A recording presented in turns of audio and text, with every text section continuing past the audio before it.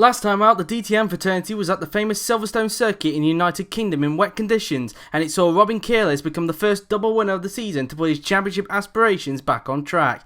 Now it is on to the second of 3 visits to Germany and the famous Nürburgring in Nürburgring. Can Robin Kielers become the first triple winner? Can Ethan Sermon keep his lead in the championship? Also, how will the Formula E guys get on around the famous GUI circuit for the running of the Macau Prix? And how will the GP2 guys get on at the Red Bull Ring for their Austrian Grand Prix? Find out in this week's edition of the Feeder Series Roundup.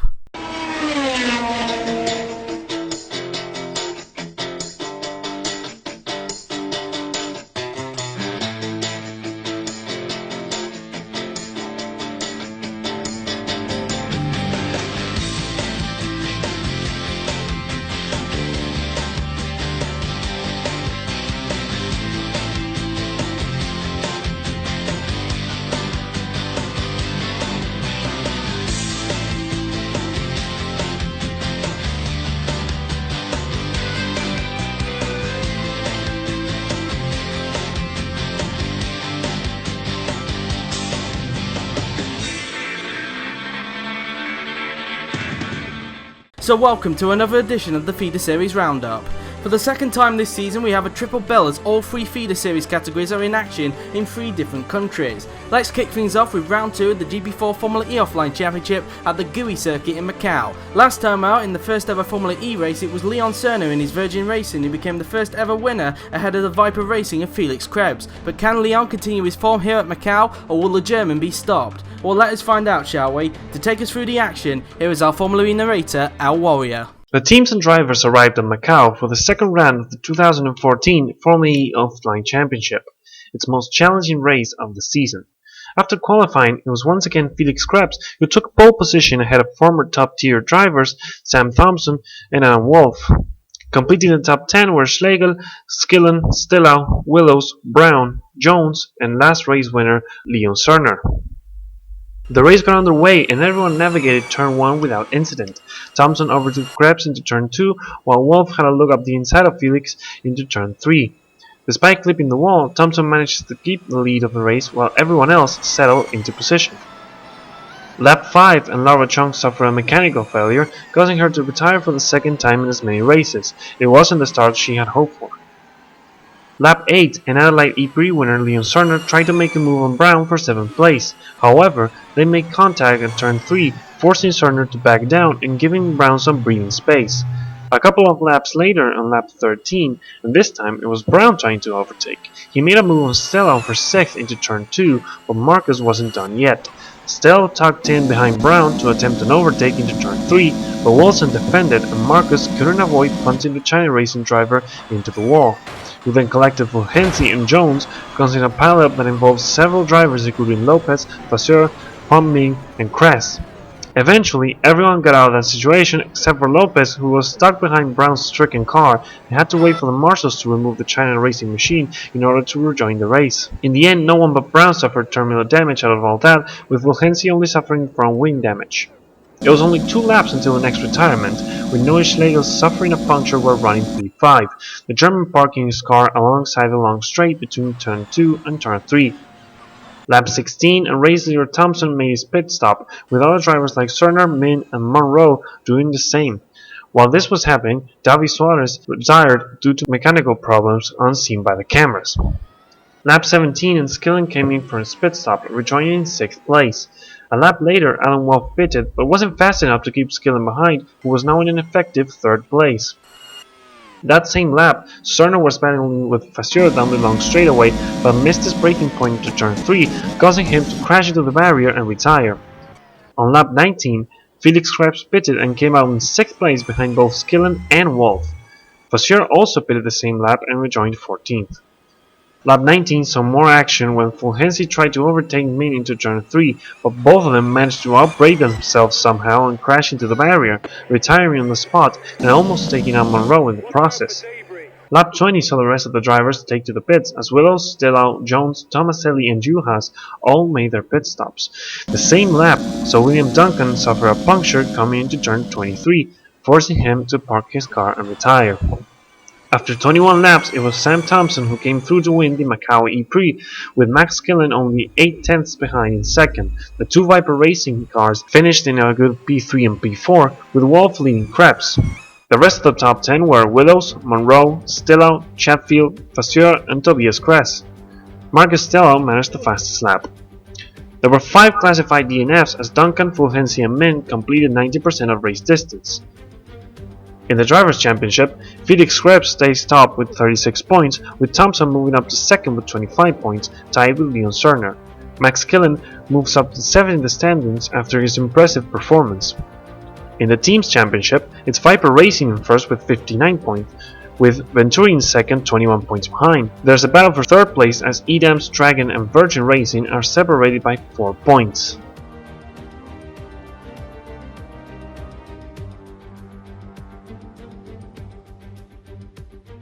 A fantastic round 2 for Formula E, with Macau never failing to provide a challenge. Thank you to El Warrior for providing his voice, and congratulations to Sam Thompson on becoming the second ever winner. Well, that's Formula E taken care of, so now let's move on to round 7 of the GP4 DTM Offline Championship at the Nürburgring in Germany. Last time out in wet weather conditions, Robin Kierle showed his wet weather skills to become the first double winner of the season, to end the streak of different winners and to put himself back in championship contention. Can he become the first triple winner of the season, or will anyone stop the Estonian? Well, time to find out. So to take us through the action, here is our DTM narrator, Francesco G. Round 7 of the DTM Championship made its second of 3 visits to Germany and the famous Nürburgring circuit. For the second time this season, Kirlis took pole position from Ren Jans in second and Michael Macho rounded out the top 3. At the start, Macau got a good start from the second row and jumped both Jans and Kirlis to take the lead into turn 1, while Stichtov also made a great start to move up to second, as everybody else surprisingly avoiding contact into the final chicane, and everybody was trying to make moves, including Victory Bobo, who overtook Darius Cowell for 17th. At the end of lap 1, Macau led from Stichtov 2nd, Kirlis 3rd, Jans 4th, followed by Hutter 5th, Evan Byrne 6th after overtaking Roque, who dropped to 7th, and X completes the top 8. While he's behind, Carpenter made a move on Zorbach to move up to 12th. Campana passed Grant for 15th, and Darius Cowell hit the back of Victory Bobo, causing Darius to spin, but got recovered by Sian Byrne. A little bit later, and Zorbach will spin off at turn 5, bouncing on the gravel and nearly collecting Balik Zolga and Lian Campana. A lap later, and Carpenter overtook Mochan at turn 1 to move up to 11th. Behind them, Victory Bobo will be hit again at turn 1, this time by Zachary Fitzwater, with Victor this time being the one to spin. Holst had already lost a place to Carpenter and now was about to be overtaken by Mochan, who grabbed 11th with ease. A little bit later, and Yori Carpenter made a great move on Peretz down at the Dunlop hairpin to move up to 9th. Lap 5, and Higgs made a move on Roque at turn 1 to move up to 7th. And then, a little bit later, George will lose the final points place to a charging Carpenter. Lap 7, and Sean Grant tried to make a move on Victor Holst, but Holst ended up shutting the door, which resulted in the Dane going into a half pin. Lap 9, and the Hoyer Carpenter made an incredible move at the last chicane on Andy Higgs to take 7th. A little bit later, and Mochan moved up into the top 10 at the expense of Tarvi Perez at turn 1. Fitzwater was in the worst again at turn 1, as after he attempted a move on Balin Zolga, he misjudged his braking and T-boned the side of Tavi Perez, who had just been overtaken by Lian Campana, leaving the Frenchman into a spin. Mochan was not finished making overtakes at turn 1 as he passed George Roque for 9th place, and then a lap later George lost another place at turn 1, this time to the American of Lian Campana. To make things worse, a lap later, George was lost yet another place at turn 1 thanks to Zachary Fitzwater. The pit stop got underway on lap 16, and Kirlis was the first of the leaders to make his pit stop and rejoined in 12th after his 6-second stop. Lap 17, and George Roque's miserable race was about to get worse as he got clipped from behind by Kirlis, forcing George to go onto the grass and drop back down the field.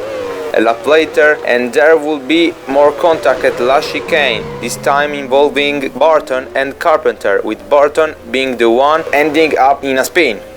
Things will go from bad to worse for George Roque, as he will be punted off for the second time, this time down at the Dunlop hairpin, and this time from the Mercedes of Balin Zolga. Lap 20 and Evan Byrne makes his first pit stop, and by this point Michael Mocho, unseen by the cameras, has also made his first pit stop. Evan rejoins outside of the points after his 7.9 second stop, and while this is going on, Carpenter makes a move on Adam Surman for 7th. 2 laps later, and Maxim Tiktov makes his first stop and rejoins after his 7.2 second stop. A little bit later, and Mochan made a move on Sian Byrne down at the Dunlop hairpin to move up to 11th. More contact at the last chicane, this time involving Dylan Surman and Evan Byrne, with Evan ending in a spin and then Surman taking to the grass. Lap 24, and Ren Jans made his first stop of the race and rejoined in 5th after his 7-second stop. Lap 25, and the Hori Carpenter continued his overtake spree as he made a move on Joel Utter at turn 1 to move up to 6th place. A little bit later, and Robin Kirlis passed Andy Higgs at the Dunlop hairpin to move up to 2nd. A little bit later, and Titkov and Higgs will collide at the last chicane, forcing the pair into a spin, with the pair thankfully only able to lose a few places. Coincidentally, on the same lap, Andy Higgs made his scheduled pit stop and rejoined a little bit further down the field. Whilst he was making his stop, Zolga made a move on Campana at turn 1 to move up to 11th, and then towards the end of the lap, the pair will hit each other at the last chicane, sending Campana into a spin. Lap 29, and Adam Surman made his pit stop after what had been another frustrating race for the championship leader. He rejoined 15th after his 7.1 second stop. 4 laps later, and Andy Higgs made a move on Balin Zolga at turn 1 to move up into the top 10. Behind them, Surman was determined to ease the pain of frustrating race, but he wouldn't do so by punting the side of Sari Perez at turn 1, sending Savi in the air and into the gravel, whilst Adam ended into a spin. Despite being at the back, George Roque's frustration didn't end, as on lap 32 he tagged the side of Zorbach at turn 1, forcing them to spin off the track. Maxim Tiktov was determined to make up for his pun earlier and move up to 5th at the expense of Joel Utter. A lap later, and Andy Higgs will replicate the move on Mochan to move up to top 10. Robin Kirlis' chance of a podium finish came crashing down as he got tugged at the last chicane by teammate Ren Jans, forcing the Estonian and the Latvian into a spin. On the same lap, Michael Mocho made his second and final stop of the race to rejoin, still in the lead after his quick 5.2 second stop. 2 laps later, and Carpenter made his final stop of the afternoon, and he was also joined by a recovering Robin Kirlis, with Carpenter rejoining just in the points, whilst Robin rejoined outside of it. Whilst on track, Andy Higgs made a move on Zachary Fitzwater for 7th. Young Carpenter's overtaking spree continued on his final stint as he passed fellow compatriot Evan Byrne for 5th at turn 1. A little bit later, and Sian Byrne passed Darius Cowell for 14th, while Surman clipped the side of Sean Grant, forcing the Brit into a spin, holding up Grant, Holst and Barton, in the process sending him a lap down the order. Robin Kirlis was determined to get points before the end and made his task a possibility when he passed Mochan for 9th. 2 laps later, and Kirlis will move into the points at the same corner at the expense of Zachary Fitzwater. Lap 44, and Andy Higgs made a move on Evan Byrne's pink Mercedes at turn 1 to move up into 6th place. One more overtake would upper in Carpenter's overtake spree, as on the penultimate lap passed Joel Utter for 4th. On the final lap, Robin Kirlis, down at the Dunlop, will grab 2 championship points as a result of overtaking Evan Byrne. After an exciting 46 lap, Michael Mocho came through to take his first win of the season to elevate him into a championship scrap. Rancians made the Mercedes 1-2 in second, while Maxim Tiktov recovered well to take the final podium spot. A Hoyer competitor finished fourth after his many overtakes, with Joel Utter fifth, Higgs sixth, Robin Kirley seventh, and Evan Byrne completes the top 8.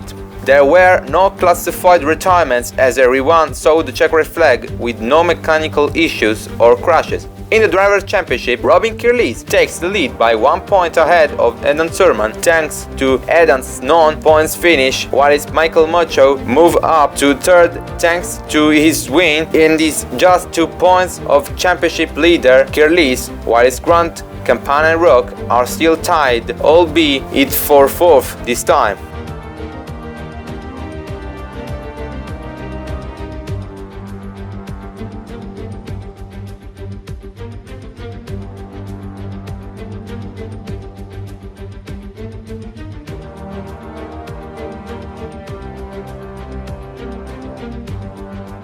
An action-packed and dominant round 7 indeed. Thank you to Francesco G for yet again providing his voice, and congratulations to Michael Mocho on taking his first win of the season. Well, just one more bit of action to go now, and it is in the form of round 3 of the GP4 GP2 Offline Championship at the Red Bull Ring in Spielberg, Austria. Last time out in Spain, Ravi Nalterion surprised everyone in only his second ever race to take his first ever win in GP2 and asserted himself as a contender for this season's title. But can the Thai driver continue that form, or will we have a third different winner in 3 races? Well, let's find out. Round 3 sees a guest driver in this race in the form of Nicholas Zorbach, who took Lucas Krebs' pace for this round before he did his DTM race that you saw earlier. Also, our usual GP2 narrator, Isaac Verschoor, was unable to do the narration due to the fact that he is on holiday and that most of the script that he wrote got corrupted on his USB. So instead, yours truly will be taking you through the action of round 3. Round 3 of the 2014 GP4 GP2 Offline Championship took us to the Styrian region of Austria and to the Red Bull Ring in Spielberg. Despite making a guest appearance in the place of Lucas Krebs, Nicholas Zorbach took a surprising first ever pole position from Isaac Vacheray in second and Bartosz Klos in third. The race started and Isaac Verschoor got a lightning start and was able to jump Zorbach into the first corner to take the lead, whilst Pascali moved up to third. Up to the Remus curve, and Bartosz Klos made slight contact with Daniel Macau, forcing him to lock both his front tyres, whilst Watzel overtook Nalterion for 6th. Klos, however, determined to make up for his poor start, made an incredible double overtake on the next lap at Remus on Macau and Pascali to move up to 3rd. Lap 5 and Nicholas Zorbach was on the prowl of Isaac Vacheray and went down the inside at turn 7 to retake the lead that he lost at the start. Nicholas Pascali attempted to move on Bartosz Klos up at Remus, but was caught napping as Ravi Nalterion saw an opportunity and took 4th from the Italian, and then a lap later Pascali would then be overtaken by Ravi's teammate Paolino Tomaselli at turn 1, dropping him to 6th place. Towards the back, Andre Videri made a double overtake at Remus on Snezana Radavodovic and Alessandro Della Valle, but nearly T-boned the side of his teammate Thomas Pascal. Lap 10 and Bartosz Klos caught up to Isaac Vacheray and got the Brit at turn 1 to move up to 2nd, whilst Paolino Tomaselli overtook his teammate Nalterion to take 4th. Snezana Radavodovic's miserable race continued as the championship leader dropped to last at the expense of Etienne Jones's Caterham. Vacheray was clearly on a heavy fuel load as Paolino Tomaselli was next to overtake him at turn 1 for 3rd place, and then a lap later Isaac would lose 4th to Paolino's teammate Ravi Nalterion. Gabriel Gomez made a cheeky move at Remus to move up to 12th at the expense of Lorenzo Tomaselli, who locked up his ART's front tyres. Down at turn 4, Henry Watzel made an incredible move on Nicholas Pascali to move up to 6th as Isaac Vacheray made a tad lock-up. It wasn't long till Watzel came on the back of Vacheray and he moved up to 5th with ease. Lorenzo had re-overtook Gabriel Gomez on seen by the cameras and now overtook Daniel Macau at turn 1 to move up into a points paying position.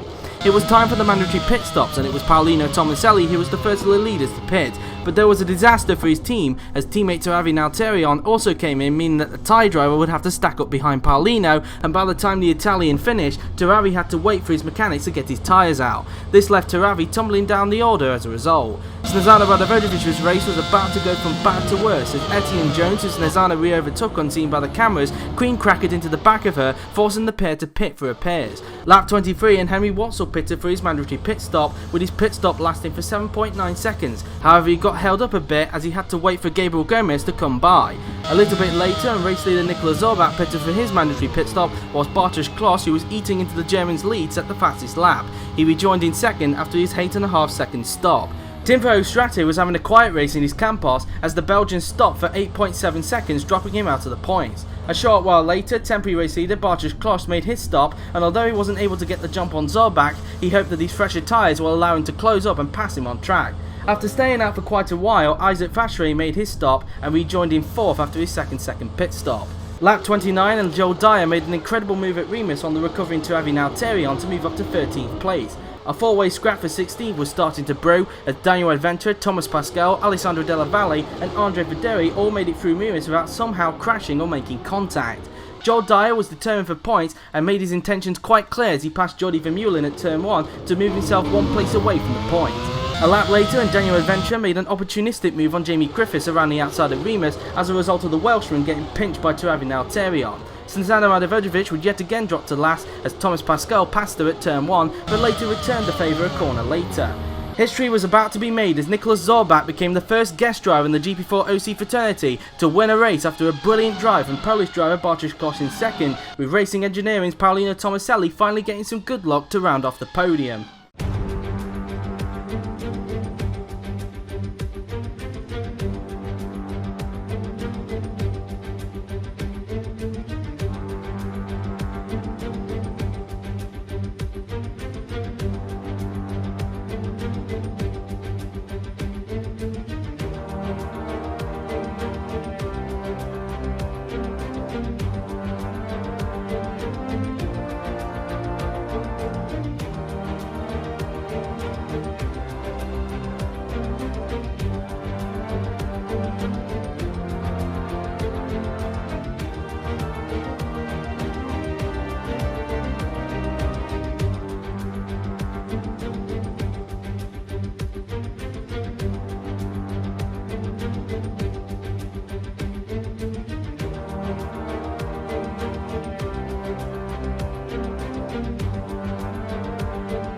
What an amazing race at the Red Bull Ring, and what a race to provide some history as we say congratulations to Nicholas Zorbach on not only taking his first ever win, but also becoming the first guest driver to win a race. And with that is all we have time for in this episode. Next week we'll be having a look at round 3 of the GP4 Formula E Offline Championship at GP4IC's first ever fictional track, specifically at the Sunup circuit for the running of the Tahiti Prix, and we will also be having a look at round 4 of the GP4 GP2 Offline Championship at the famous Silverstone circuit for the running of their British Grand Prix, with the GP4 DTM Offline Championship taking a week break. But until then, I've been JWF1 and I will see you all next week.